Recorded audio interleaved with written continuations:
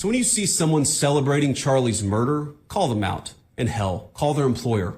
We don't believe in political violence, but we do believe in civility. And there is no civility in the celebration of political assassination.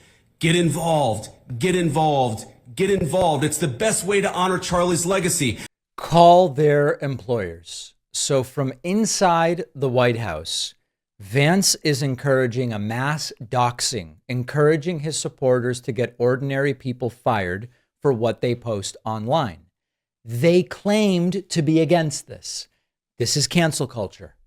This is not free speech. This is authoritarian policing of speech. Now, of course, private employers can fire people as long as it's not for an illegal reason. We're firing all of our black employees. We're firing all of our Jewish employees. That would be against the law. JD Vance is not suggesting something that's illegal. JD Vance is suggesting something they claim to oppose. And they would claim to oppose this sort of authoritarian speech policing if it came from a Democrat. If Barack Obama said, call the employers of anyone cheering Trayvon Martin's murder back in the George Zimmerman days, they would have talked about it for decades. It would have been a decades-long story. Now, before we get into the substance, I do want to again talk about the hypocrisy, because Stephen Miller was on the show yesterday that JD Vance hosted. We looked at the clip, and Stephen Miller said, we're going to go after the left for the doxing campaigns against conservatives. Miller said the conservatives are the victims.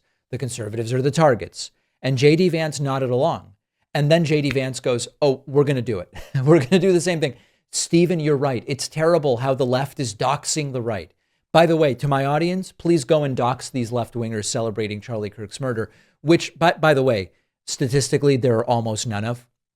And in a country of 340 million people, you will, of course, find anecdotes of just about anything you're looking for. But there is no big movement to glorify the murder of Charlie Kirk. In fact, every serious leftist I know has completely denounced it. And so we go back to the authoritarian playbook. It's projection.